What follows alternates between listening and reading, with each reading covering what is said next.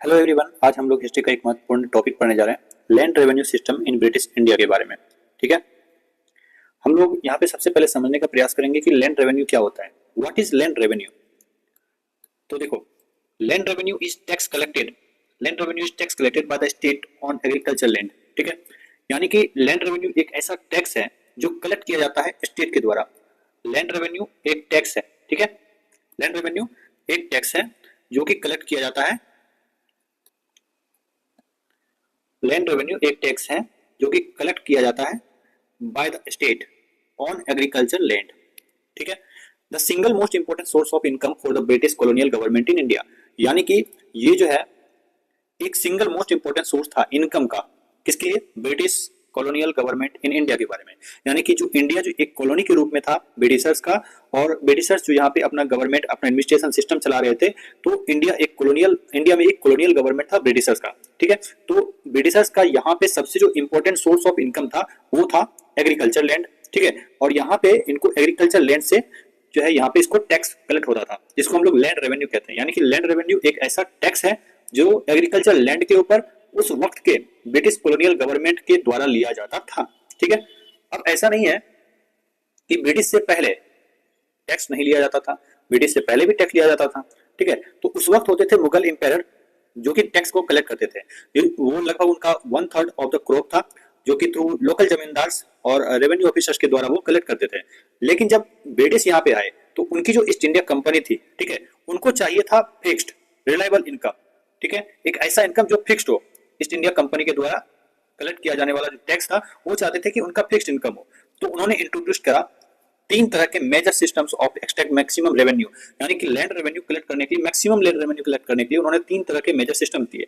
ठीक है, जिनमें से उनका पहला सिस्टम था परमानेंट सेटलमेंट 1793, यानी 1793 ईस्वी में परमानेंट सेटलमेंट वो लेके आते हैं। ठीक है, अब जो यह इंट्रोड्यूस किया जाता है लॉर्ड कॉर्नवालिस के द्वारा। किसके द्वारा? लॉर्ड कॉर्नवालिस के द्वारा। ठीक है, बंगाल, बिहार और उड़ीसा में। और the first major British land revenue experiment था ये। ठीक है, सबसे इंपॉर्टेंट बात इसमें ये है, कुछ फैक्ट्स हैं इसमें। परमानेंट सेटलमेंट सबसे पहले लागू किसके द्वारा लगवाया गया था? लॉर्ड कॉर्नवालिस के द्वारा। कहाँ कहाँ? बंगाल, बिहार और उड़ीसा में। ठीक है, और कब? 1793 में। ठीक है, अब देखो, इसमें जो है लैंड रेवेन्यू जो टैक्स का कलेक्शन किया जाएगा वो किया जाएगा जमींदार के द्वारा। किसके द्वारा? जमींदार एज ऑनर्स के रूप में। यानी कि जमींदार के द्वारा यहाँ पे टैक्स कलेक्ट किया जाएगा और वही होंगे लैंड के ऑनर। ठीक है, वही होंगे लैंड के ऑनर। ठीक है, समझ में? जमींदार यहाँ पे लैंड के ऑनर होते थे और यही लोग जो यहाँ पे टैक्स को कलेक्ट करके ब्रिटिश गवर्नमेंट को देते थे। लिखा भी है, zamindar were declare permanent owners zamindars were declare permanent owners of land responsible for paying taxes fixed taxes to the British. ठीक है, तो आई वर्ष में परमानेंट सेटलमेंट 1793 में कॉर्नवालिस के द्वारा, लॉर्ड कॉर्नवालिस के द्वारा इंट्रोड्यूस किया गया था बंगाल, बिहार और उड़ीसा वाले रीजन में। ठीक है, और ये 1793 में एप्लीकेबल हुआ था। और इसमें जो ऑनर्स होते थे लैंड के वो होते थे जमींदार। ठीक है, अब देखो, परमानेंट सेटलमेंट के कुछ मेरिट्स है, कुछ डिमेरिट्स है। सबसे पहला मेरिट्स इसका क्या है कि जिसमें गारंटेड था फिक्स्ड रेवेन्यू आएगा ही आएगा। किसके लिए? ब्रिटिश गवर्नमेंट के लिए। यानी ब्रिटिश गवर्नमेंट के लिए फिक्स्ड रेवेन्यू गारंटेड था। ठीक है, zamindar had incentive to improve land productivity. यानी जमींदार को इंसेंटिव मिलता था यदि वो लैंड प्रोडक्टिविटी को इंप्रूव कर देते हैं। ठीक है, तो अब इसके लिए तो एक्सपेक्ट करेगा, इसी के कमी को दूर करने के लिए फिर आगे सिस्टम आता है। ठीक है, तो देखो, जमींदार जो है यहाँ पे लैंड प्रोडक्टिविटी को इंक्रीज करेगा, इंप्रूव करने के लिए। ऑब्वियस बात है, वो इंप्रूव करने के लिए एक्सपेक्ट करेगा ही करेगा। ठीक है, ताकि उसको ज्यादा से ज्यादा इंसेंटिव मिल सके। ठीक है, अब देखो, रिड्यूस्ड कॉस्ट ऑफ एडमिनिस्ट्रेशन। यहाँ पे कॉस्ट ऑफ एडमिनिस्ट्रेशन का वो जो खर्च आता था वो कम हो गया। यानी कि 1 पॉइंट ऑफ कलेक्शन था, सीधा जमींदार से लेना है, बात खत्म।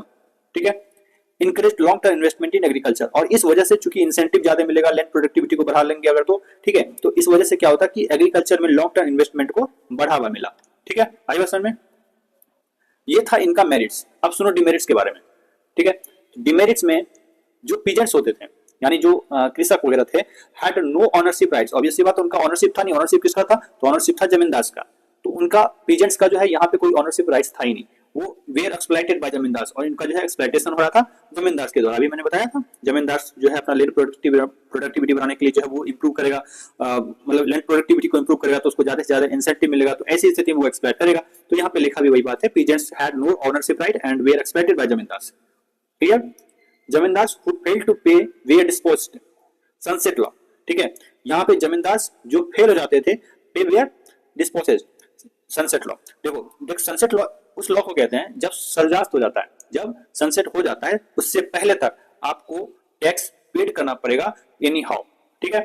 तो जमींदार अगर पेड नहीं कर पाते हैं सनसेट से पहले तो ऐसी स्थिति में उनकी जमींदारी खत्म कर दी जाएगी, ठीक है। इसी को हम लोग सनसेट लॉ कहते हैं। और याद रखना सनसेट लॉ जुड़ा हुआ है किससे? Permanent settlements. क्लियर है? अब सुनो, government lost out as land values rose but revenue stayed fix. तो उनका जो लैंड रेवेन्यू था, ठीक है, लैंड का जो वैल्यू था गवर्नमेंट का उन्होंने वो खो दिया, ठीक है, लेकिन उनका रेवेन्यू जो था वो फिक्स्ड रहा। आई बात समझ में? रेवेन्यू उनका फिक्स्ड रहा, चाहे लैंड का वैल्यू कुछ भी हो, डजंट मैटर, लेकिन रेवेन्यू जो है वो हमेशा फिक्स्ड रहेगा। अब रूरल प्रॉपर्टी डिपेंडेंट हो गई, ठीक है, किनके ऊपर? तो जमींदार के ऊपर। No precaution, no protection for actual farmers, और एक्चुअल फार्मर्स के लिए कुछ भी नहीं था, ठीक है, एक्चुअल फार्मर्स के लिए कुछ भी नहीं था, नो प्रोटेक्शन। ये था इनका डिमेरिट्स। अब इसी डिमेरिट्स को दूर करने के लिए आता है रैयतवारी सिस्टम, ठीक है। रैयतवारी सिस्टम जो है यह थॉमस मुनरो के द्वारा इंट्रोड्यूस किया गया था मद्रास में 1820 में और बॉम्बे प्रेसिडेंसी में, ठीक है। यह एक प्रकार का डायरेक्ट सेटलमेंट था बिटवीन द ब्रिटिश गवर्नमेंट, और direct settlement between the British government and individual peasant farmers rights. देखो पीजेंट्स के बीच में, पीजेंट्स और ब्रिटिशर्स के बीच में जमींदार था परमानेंट सेटलमेंट में। अब परमानेंट सेटलमेंट में जो जमींदार था, जमींदार को हटाकर अब बच गया कौन? ब्रिटिश गवर्नमेंट और पीजेंट, यानी कि अब इस दोनों के बीच में डायरेक्टली सेटलमेंट होगा, ठीक है। अब इनके बीच में डायरेक्टली सेटलमेंट होगा। क्लियर है? देखो अब इसमें जो है revenue collected directly from each peasant, यानी हर एक पीजेंट से जो है रेवेन्यू डायरेक्टली कलेक्ट किया जाएगा। इसमें कोई मिडिलमैन नहीं होगा, कोई मिडिलमैन नहीं होगा, जमींदार टाइप का कोई भी मिडिलमैन नहीं होगा, ठीक है, रैयतवारी सिस्टम में। अब देखो ये जो रैयतवारी सिस्टम था ये प्रत्येक 20-30 सालों के लिए रिवाइज हो जाता था, ठीक है। तो the land revenue was not permanent.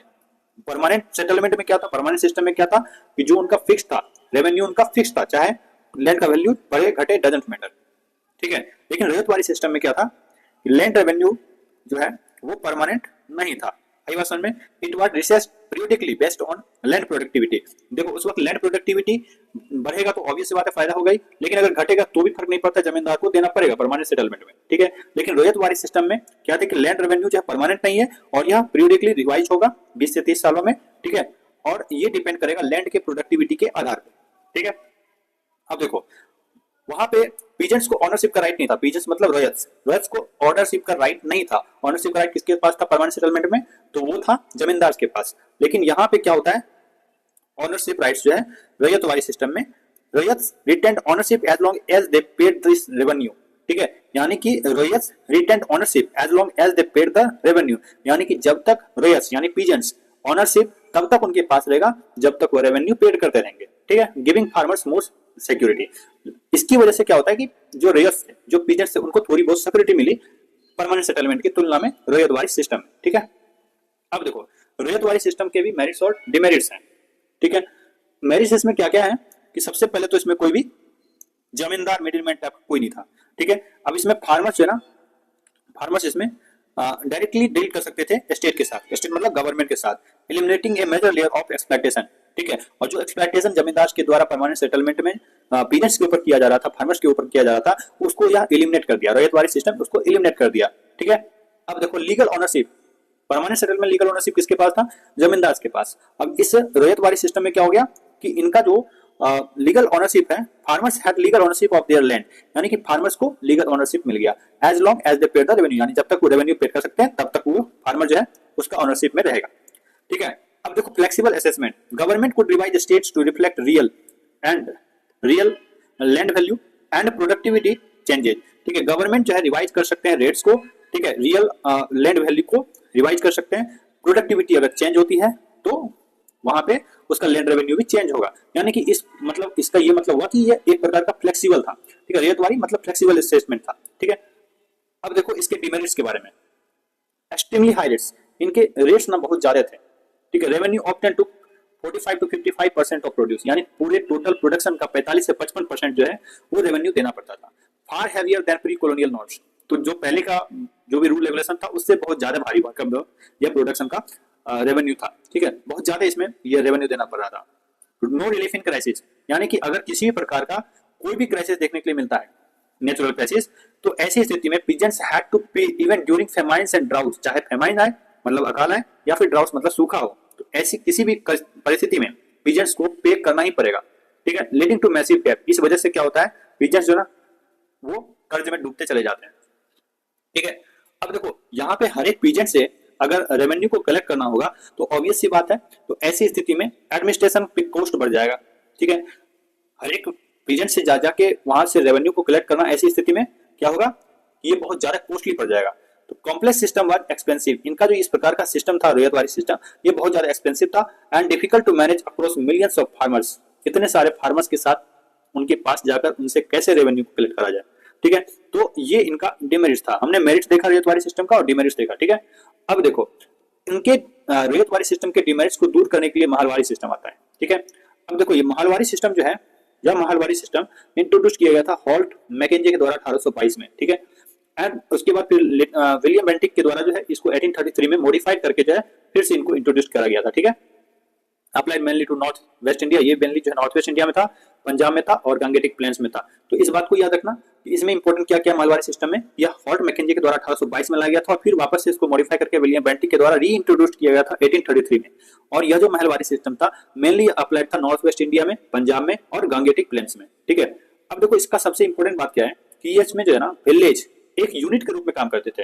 देखो परमानेंट सेटलमेंट में जमींदार सब कुछ था, ठीक है। उसके बाद आते हैं रैयतवाड़ी सिस्टम में, तो उसमें जो है फार्मर्स को सब कुछ बना दिया, यानी पीजेंट्स को सब कुछ बना दिया, उससे टैक्स कलेक्ट करना है। अब महलवाड़ी सिस्टम में क्या था कि पूरा का पूरा विलेज जो है ना एक यूनिट के रूप में काम करेगा। विलेज में कोई एक हेडमैन होगा और वह हेडमैन जो क्या करेगा, टैक्स को कलेक्ट करेगा जितने भी पीजेंट्स होंगे उस सभी से, और वह जो है विलेज हेडमैन जिसको हम लोग लंबरदार कहते हैं, वो रिस्पॉन्सिबल होंगे for collecting and paying revenue on behalf of the community. यानी कि पूरा विलेज एक कम्युनिटी का एक यूनिटी होगा और उस यूनिट में एक विलेज हेडमैन होंगे जिसको लंबरदार कहेंगे, और वह लंबरदार पूरी पीजेंट से, उस गांव के जितने भी पीजेंट्स होंगे सबसे वो टैक्स को कलेक्ट करके ब्रिटिश गवर्नमेंट के ऑफिसर्स को वो दे देंगे, ठीक है।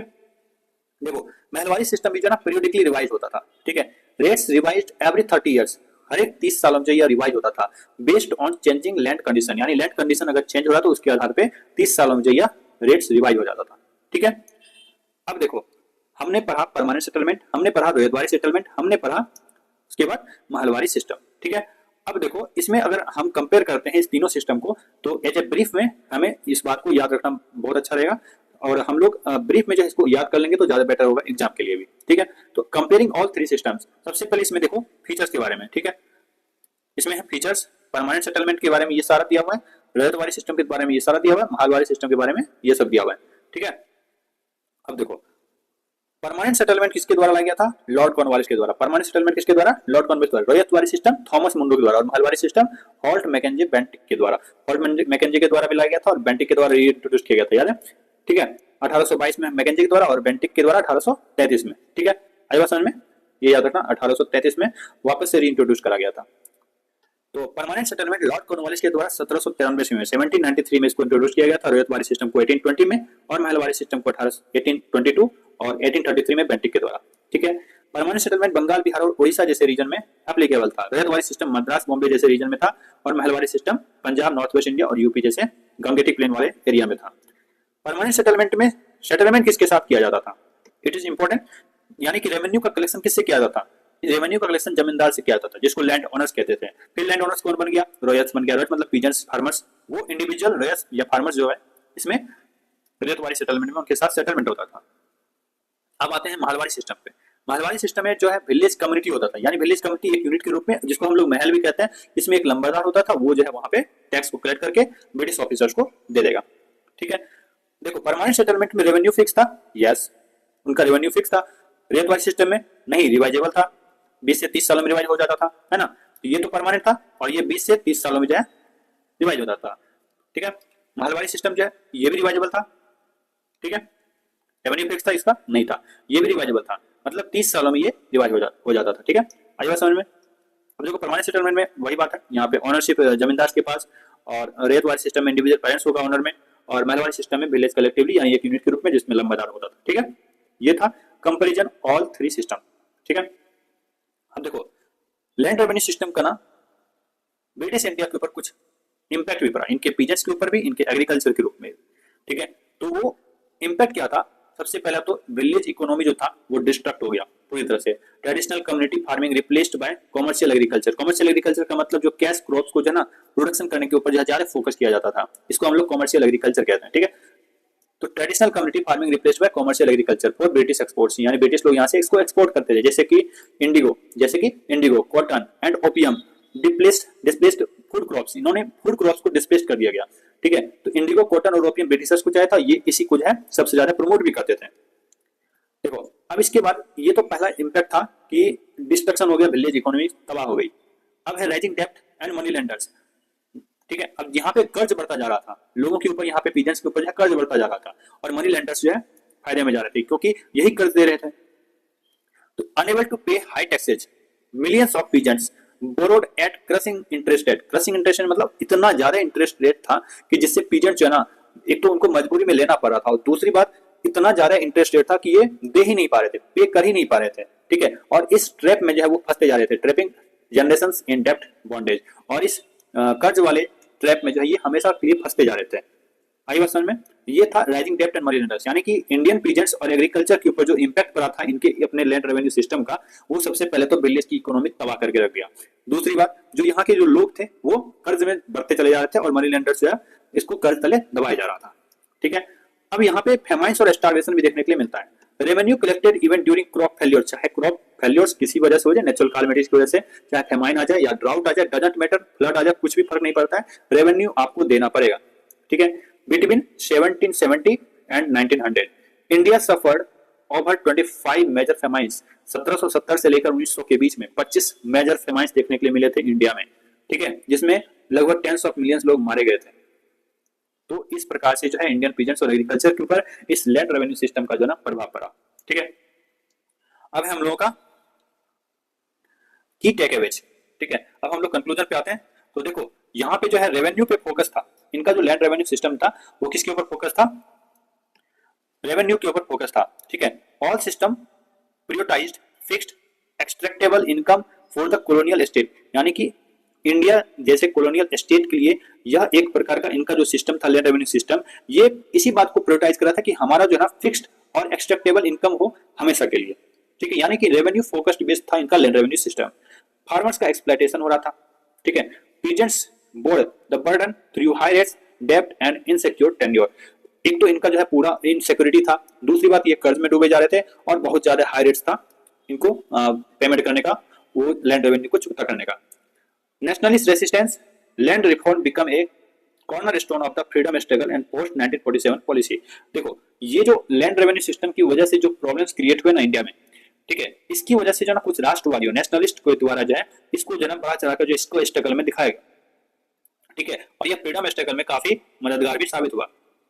और इसके अलावा 1947 की जो पॉलिसी आई, उसके बाद के जो पॉलिसी आए इंडिया के लिए, उसमें जो है इस लैंड रेवेन्यू सिस्टम को भी ध्यान में रख के सब कुछ बनाया गया, ठीक है। अब इसको याद रखना, परमानेंट जमींदार होते हैं, परमानेंट सेटलमेंट में जमींदार सब कुछ होते हैं, रैयतवाड़ी में इंडिविजुअल फार्मर सब कुछ होते हैं, महलवाड़ी में विलेज कम्युनिटी सब कुछ होते हैं, ठीक है। Each try to fix the last system clause yet all fell short for India's farmer, ठीक है। आई बात समझ में? ये था हम लोगों का land revenue system in British India का इंपॉर्टेंट टॉपिक, ठीक है। अब एक सवाल का जवाब दे देना, यदि किसी क्षेत्र में किसानों से सीधे रेवेन्यू लिया जाए और जमींदार को बीच से हटा दिया जाए तो यह किस लैंड रेवेन्यू सिस्टम की विशेषता होगी? इसका जो है आंसर कमेंट बॉक्स में दो, और इसका रीजन भी देना, ठीक है।